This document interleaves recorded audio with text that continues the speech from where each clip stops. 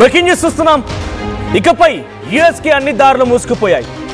ఎవరిని రానివ్వకుండా అన్ని రకాలుగా సంసిద్ధం చేసుకుంది యుఎస్.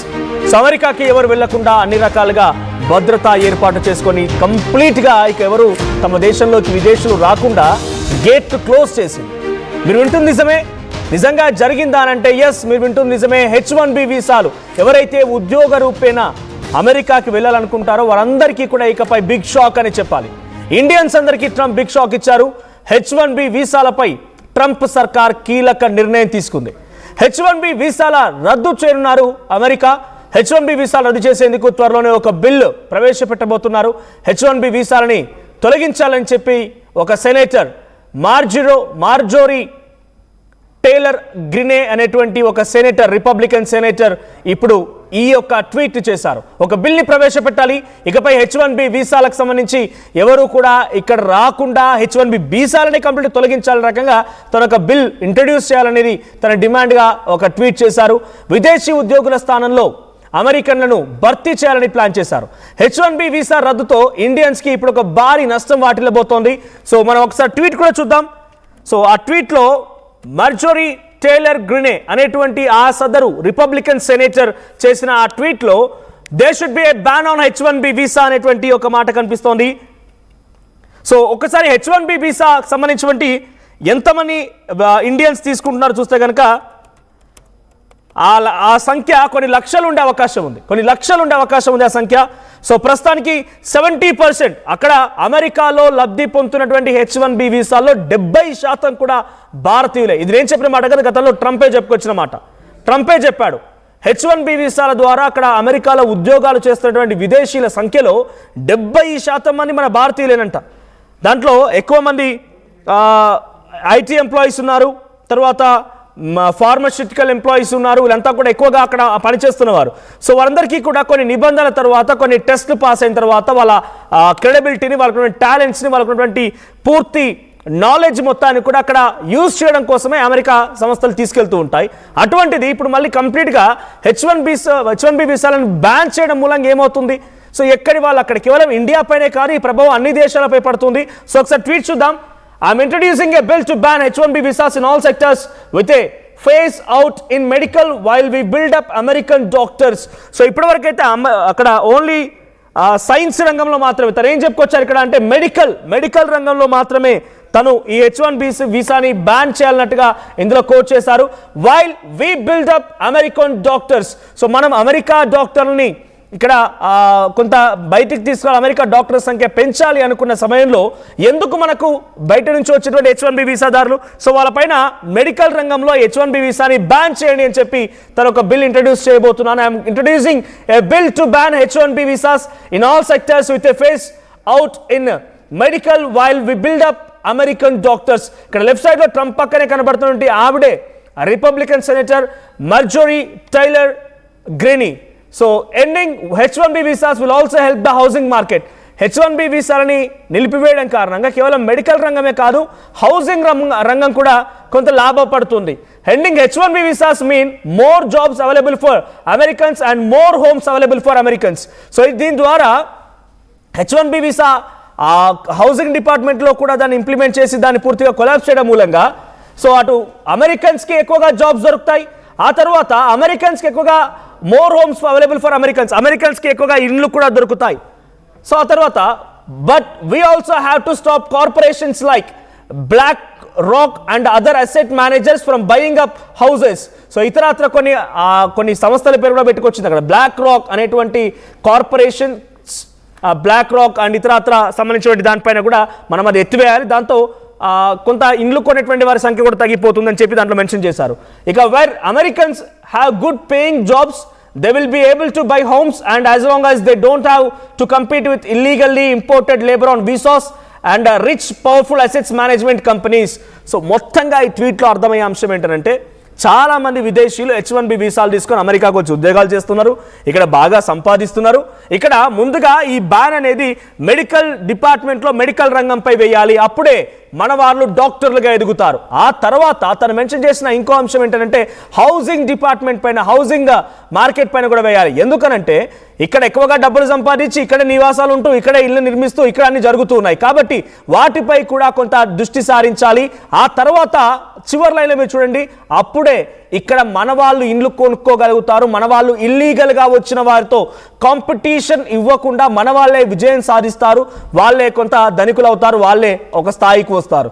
ఇది తన పూర్తి ట్వీట్ యొక్క సారాంశం. సో చాలా క్లియర్గా ట్విట్టర్లో చెప్తున్నటువంటి ఈ మాటల ద్వారా చెప్తుంది ఏంటంటే ఐఎమ్ ఇంట్రడ్యూసింగ్ ఏ బిల్. తను ఒక బిల్ని ఇంట్రడ్యూస్ చేస్తున్నాను అన్నట్టుగానే చెప్పుకొచ్చింది. సో త్వరలోనే ట్రంప్ కూడా దానికి ముద్ర వేసే అవకాశం ఉంది. ఇప్పటికే H1B వీసాలకి $1,00,000 చెల్లించాలని నిబంధన పెట్టుకొచ్చారు.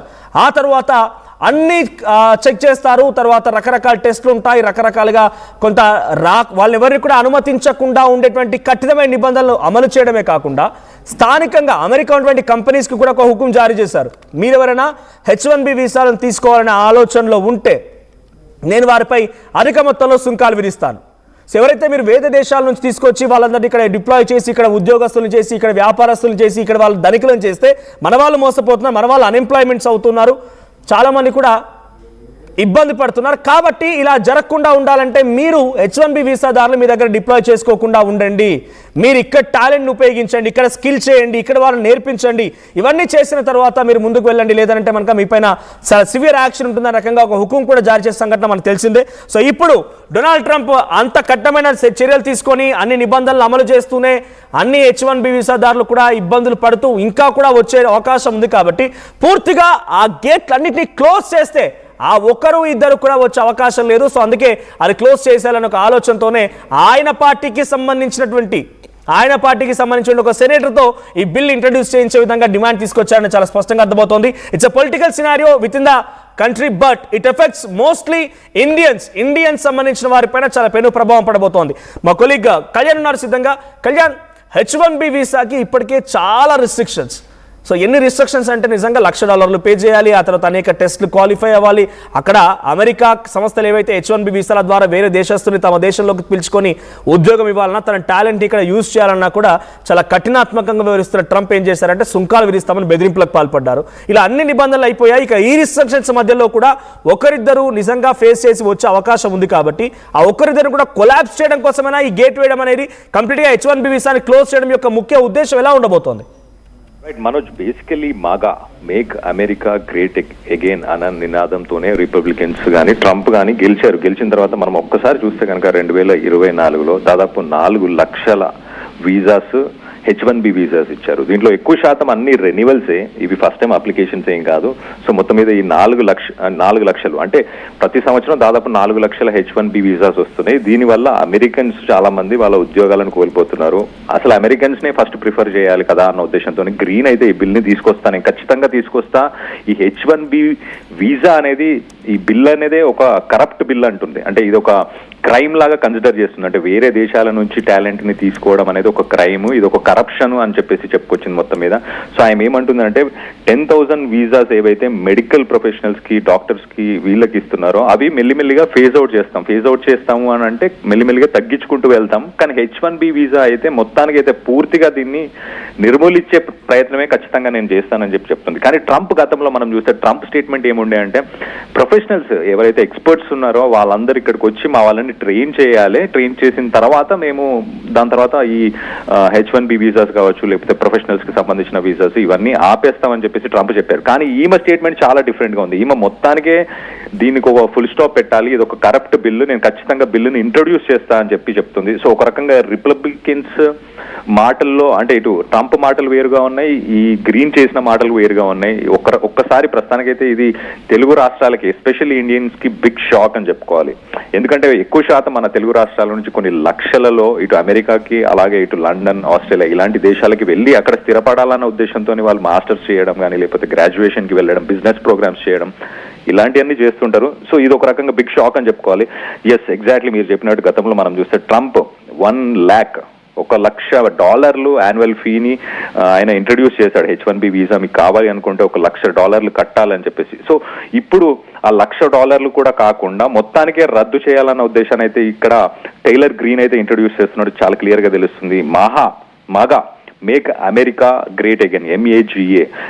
రిపబ్లికన్ కాంగ్రెస్ ఉమెన్ చాలా క్లియర్గా ఏం చెప్పింది, end the mass replacement of American workers by shutting down the visa route that allows highly skilled professionals from foreign countries to work in United States.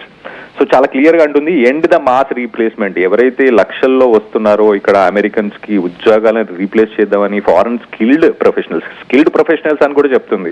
Skill ఉన్న professionals అయినా కూడా మాకు వద్దంటుంది. So ఇది ఒక రకంగా తెలుగు రాష్ట్రాల్లో ప్రజలకి కావచ్చు, ఇండియాలో ఉన్న యంగ్స్టర్స్ కి ఎవరైతే అమెరికాకి వెళ్ళి ఆల్రెడీ మాస్టర్స్ చేస్తున్నారో, కెనడాకి వెళ్ళి మాస్టర్స్ చేస్తున్నారో, ఎవరైతే ద అమెరికన్ డ్రీమ్ అంటారు కదా, అలాంటి డ్రీమ్స్ ఎవరైతే కలలు కంటున్నారో వాళ్ళందరికీ ఒక రకంగా ఇది పెద్ద షాక్ అని చెప్పాలి, ఒక నిరాశ అని చెప్పుకోవాలి.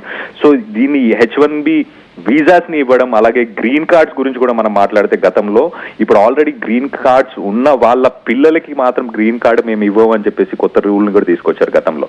సో మొత్తం మీద ఇటు ఇండియన్స్ కి భారీ షాక్ అని చెప్పుకోవాలి. ఇక ముందు తెలుగు రాష్ట్రాల నుంచి స్టూడెంట్స్ ఎవరైతే చదువుకోవడానికి వెళ్తున్నారో వాళ్ళు ఇక్కడ ఆర్టిఫిషియల్ ఇంటెలిజెన్స్ కావచ్చు, సెమీ కండక్టర్స్ కావచ్చు, చిప్స్ కావచ్చు, ఇలాంటి కంపెనీస్ అన్ని కూడా ఇండియాలో ఇవాల్వ్ అవుతున్నాయి. సో ఇక్కడ జాబ్ ఆపర్చునిటీస్ చూసుకొని ఇక్కడ సెటిల్ అవుతే బెటర్ అన్న ఉద్దేశం అయితే ఖచ్చితంగా చాలా మంది వ్యక్తపరుస్తున్నారు. సో ఇది దానికి ఒక ఎగ్జాంపుల్ అనుకోవచ్చు. రానున్న రోజుల్లో అమెరికా ఇండియన్స్ ని అలౌ చేయదు. ఎస్పెషల్లీ మన తెలుగు రాష్ట్రాల వాళ్ళు ఎక్కువ మోతాదులో వెళ్తున్నారు కాబట్టి వాళ్ళందరికీ కూడా షాక్ అని చెప్పుకోవాలి. కానీ ఓన్లీ వాళ్ళు ఏమంటున్నారు, ఇటు డిఫెన్స్ కి అలాగే టెక్నాలజీ పరంగా ఎవరైతే బాగా స్కిల్డ్ ఉంటారో వాళ్ళని మాత్రం తీసుకుంటా అంటున్నారు. డిఫెన్స్ కి మన అందరికి తెలిసిందే, అమెరికా యుద్ధాలని దగ్గరుండి మొదలు పెడుతుంది, ఒకవేళ యుద్ధాలు నడుస్తున్నా దాని దగ్గరుండి ప్రోత్సహిస్తుంది. బికాస్ వెపన్స్ ప్రపంచ దేశాల్లో మనం చూస్తే కనుక ఎక్కువ వెపన్స్ ని తయారు చేసే ప్రైవేట్ ప్లేయర్స్, ప్రైవేట్ కంపెనీస్ అన్ని అమెరికాలోనే ఉన్నాయి. వాళ్ళే ఎక్కువ శాతం బిజినెస్ డీల్స్ చాలా ప్రపంచ దేశాల్లో పాలిటిక్స్ ని కూడా వాళ్ళు శాసిస్తారు. ఆ లెవెల్లో వాళ్ళు బిజినెస్ చేస్తుంటారు కాబట్టి సో దానికి మాత్రం ఎఫెక్ట్ రాకుండా డిఫెన్స్ కి సంబంధించిన ఎక్స్పర్ట్స్ అలాగే టెక్నాలజీకి సంబంధించిన ఎక్స్పర్ట్స్ మాత్రం మాకు కావాలి, మిగతా వాళ్ళు ఎవరో మాకు అవసరం లేదు అన్న ఉద్దేశంతో అయితే చెప్తున్నారు.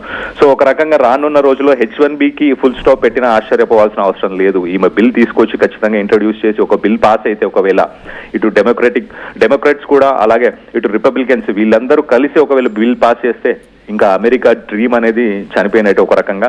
మన